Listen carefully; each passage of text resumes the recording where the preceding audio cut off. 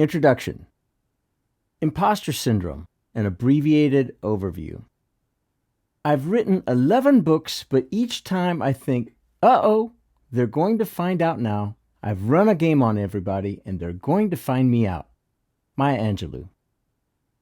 Chances are you've heard about imposter syndrome, have experienced it, and know even more about it than I do.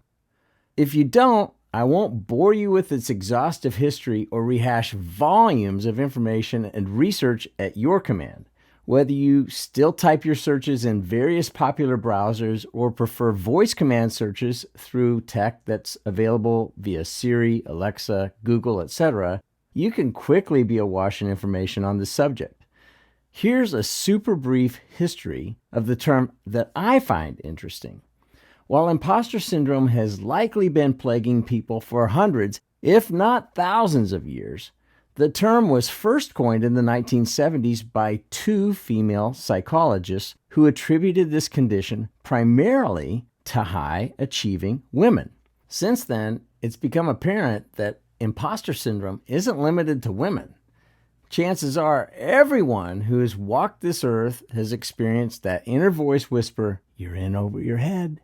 If they only knew X about you, you aren't that good. You've just been lucky.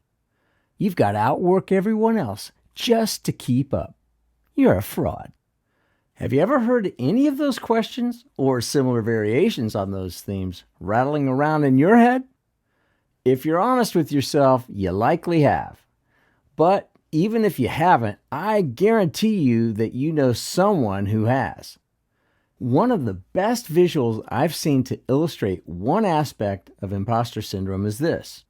Imagine a circle about 1 inch in diameter. The words, "What I know," are contained in that circle. Surrounding that little circle is a much larger circle, about 5 feet in diameter, with the words, "What I think others know." The reality is we all have limited knowledge. What each of us truly knows is represented in that small 1-inch circle versus the much larger 5-foot circle. And let's face it, there will always be somebody more intelligent and more knowledgeable than you. None of us has it all figured out. None of us is the be-all, end-all. Each of us has something worth contributing to someone else. Imposter syndrome, left unchecked at a minimum, can inflict unnecessary emotional suffering, ratchet it up a notch or two, and it can sabotage meaningful relationships and or careers. And take it to its extreme, it can lead to debilitating depression. Before we dive into the 7 weapons that I've found to be quite effective in silencing the imposter in my head, let me clarify, I'm not a licensed mental health or medical professional. I'm just a simple dude from a little Kansas railroad town that suffered far too long in silence under the nagging whispers of imposter syndrome. I've seen these 7 weapons silence it in my life.